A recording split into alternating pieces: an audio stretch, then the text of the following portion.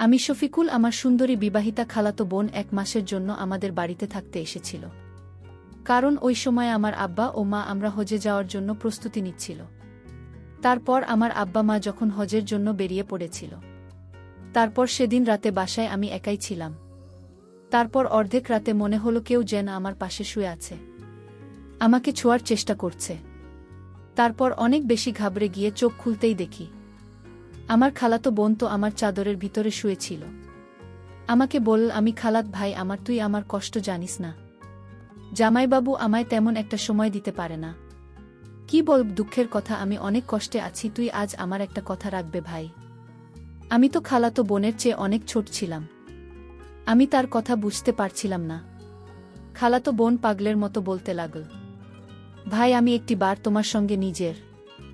এবং এই কথা বলে আমার খালাতো বোন যখন আমার সাথে এমন করল, আমি তখন চোখে ঝাপসা দেখতে শুরু করেছিলাম। আবার অনেক খুশি লাগছিল, কিন্তু আমি তখন বেহুশ হয়ে জ্ঞান হারিয়ে ফেললাম।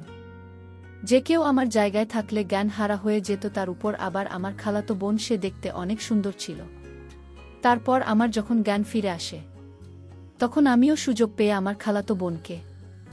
আসলে আমার আব্বা মা যখন আমরা হজে যাওয়ার জন্য প্রস্তুতি নিচ্ছিল, ওই সময় আমি বাড়িতে একা থাকব, এটা ভেবে আমার ছোট খালার বোন ও জামাইবাবুকে আমাদের বাড়িতে ডেকেছিল এবং আমার খালা ও তাদের সঙ্গে এসেছিল।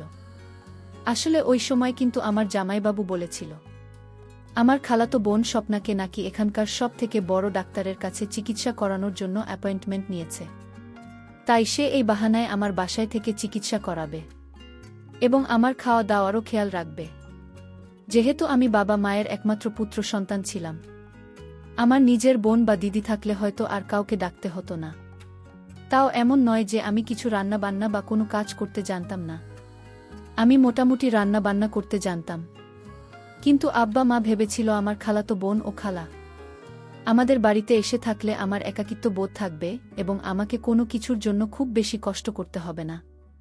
ওই সময় আমার কলেজের 3rd ইয়ারে পড়াশোনা চলছে এবং আমি কিন্তু ভীষণ তরুণ ও পেশিবহুল পুরুষ ছিলাম। আমার শরীর স্বাস্থ্য দেখে কেউ বলতো না যে আমার এতটা কম বয়স, কারণ ছোটবেলা থেকেই আমার শরীরের গ্রোথ অনেক বেশি ছিল এবং আমি দেখতেও ভীষণ সুন্দর ছিলাম। এদিকে আমার আব্বা মায়ের হয়ে যাওয়ার আগের দিন আমার ছোট খালা ও তার মেয়ে সফর এবং জামাইবাবু, তারা 3 জন এসে হাজির হয়েছিল। আমার খালার সঙ্গে তো বছরে একবার হলেও দেখা সাক্ষাৎ হতো, কারণ ছোট খালা তো বছরে একবার হলেও আমাদের বাসায় আসত 24 দিন থাকার জন্য। কিন্তু আমার খালাতো বোনের সঙ্গে প্রায় 4 বছর পরে দেখা হয়েছিল, কারণ সোফা আপু বিয়ের পরে সেদিন প্রথম আমাদের বাড়িতে জামাইবাবুকে নিয়ে এসেছিল এবং তার সৌন্দর্য দেখে তো আমি তার দিকেই তাকিয়ে থেকে গেছিলাম। বিয়ের আগে আমার খালাতো বোন আমাদের বাড়িতে আসত এবং থেকে যেত, কিন্তু বিয়ের 4 বছর পরে আমি সেদিন তাকে প্রথম দেখেছিলাম। আমার খালাতো বোন সফরের যখন বিয়ে হয়ে যায়, তারপর এসে আমাদের বাড়িতে আসার সেরকমভাবে কোনো সুযোগ পায়নি এবং আমার খালাতো বোন সফল ও বয়সে আমার থেকে প্রায় 7 বছর বয়স ছিল। আমার ছোট খালার সঙ্গে আমাদের কিন্তু খুব ভালো সম্পর্ক ছিল, তাই আব্বা মা হয়ে যাবে এটা শুনে আমার ছোট খালা আমার কাছে থাকতে রাজি হয়েছিল। সেদিন আমার আব্বা মায়ের যাওয়ার আগের দিন রাতে আমি মাকে জিজ্ঞেস করেছিলাম যে ছোটকার সঙ্গে সমস্যা, আপু এবং জামাইবাবু কি 1 মাস ধরে আমাদের বাড়িতে থাকবে? মা তখন হেসে আমাকে বলেছিল যে না না, জামাইবাবু সকলকে আমাদের বাসায় রেখে নিজের বাড়িতেই আবার ফিরে যাবে এবং সফল আপু খালা নাকি আমাদের বাসায় থাকবে। আমি তোমাকে একটা প্রশ্ন করেছিলাম যে স্বপনবাবু নিজের সংসার ছেড়ে আমাদের বাসায় 1 মাস থাকলে জামাইবাবু ও তার শ্বশুরবাড়ির এতে কোনো আপত্তি হবে না? তো মা তখন আমাকে বলেছিল যে আপু অনেক দিনের চিকিৎসার জন্য এখানে এসেছে এবং এই চিকিৎসাতে 1 মাস সময় লাগবে। তারপর আমি আর এই ব্যাপারে বেশি কথা বলেন। পরের দিন সকালবেলা আমার আব্বা মা নিজের যাত্রার জন্য বেরিয়ে পড়েছিল আমার আব্বা মায়ের চলে যাওয়ার পরে। কিন্তু আমার খালাতো আপু, আমার খালা ও জামাইবাবুর সঙ্গে আমার খুব ভালো সময় কেটেছিল।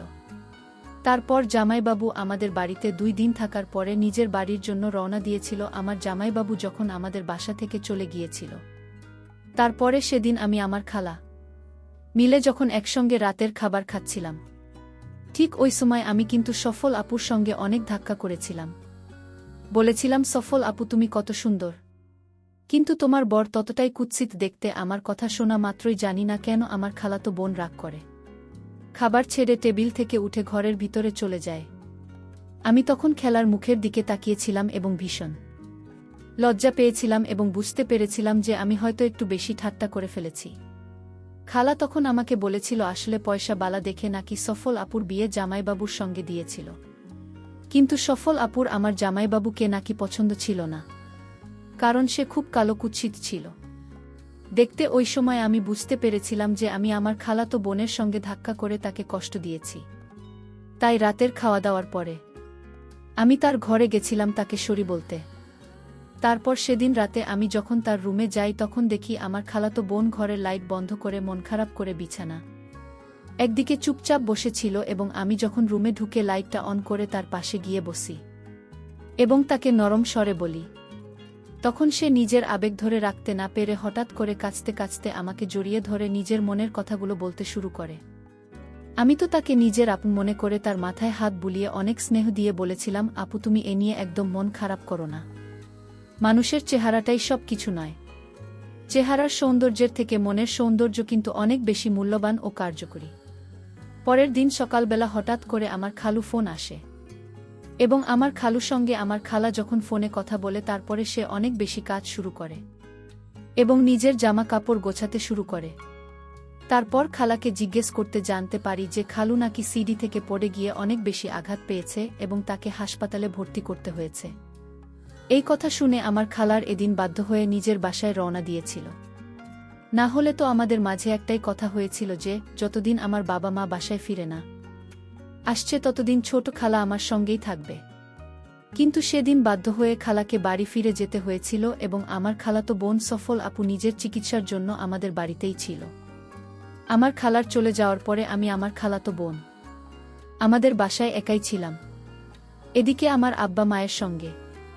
কিন্তু ফোনে আমার প্রত্যেক দিন একবার করে হলেও কথা হতো। কিন্তু যখন থেকে আমার খালা বাড়ি চলে গেছিল তারপর থেকে কিন্তু আমার আপুর হাবভাব একেবারে পাল্টে যায়। সে প্রত্যেক দিন নিত্য নতুন জামা কাপড় পরে আমাকে জিজ্ঞেস করত যে তাকে দেখতে কেমন লাগে, এমনকি সে যখন তখন আমাকে অনেক, এবং আমি তাকে আপন মনে করে কিছু বলতে পারতাম না।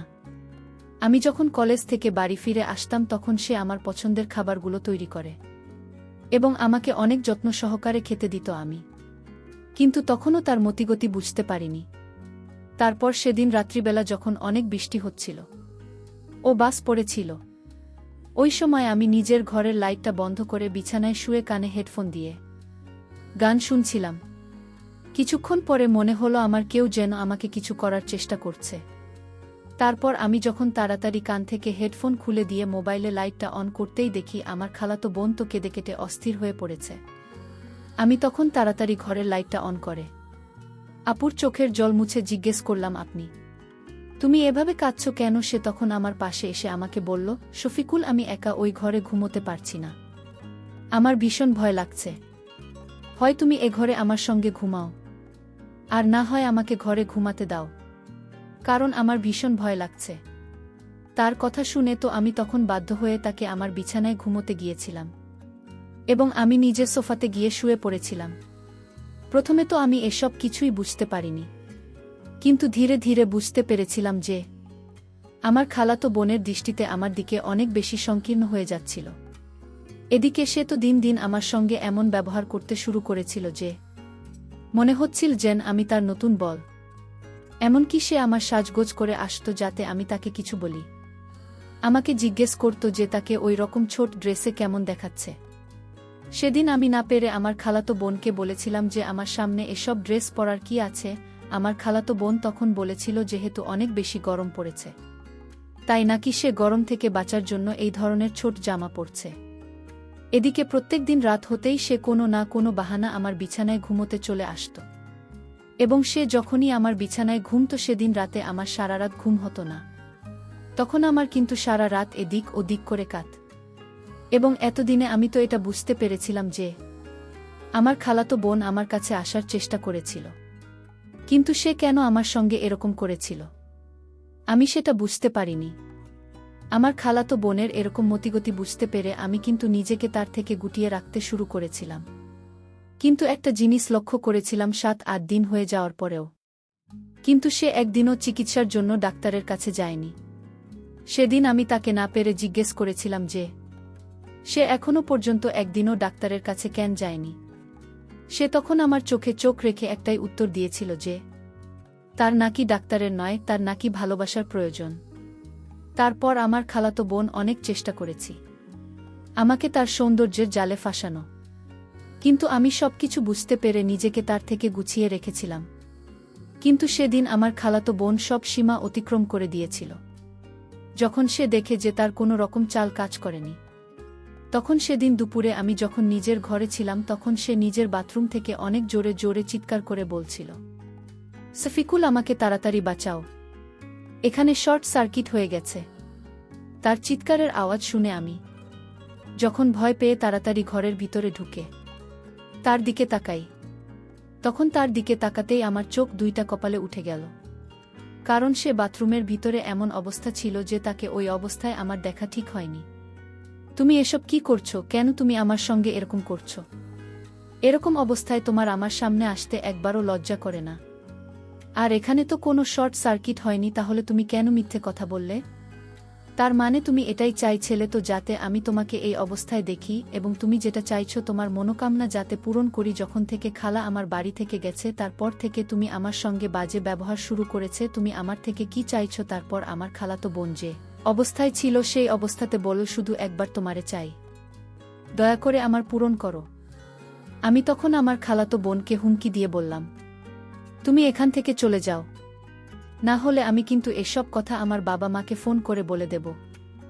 আমি কিন্তু এতদিন চুপ করেছিলাম, তার মানে এই নয় যে আমি তোমার এই অসভ্যতা দেখে এখনো চুপচাপ থাকব।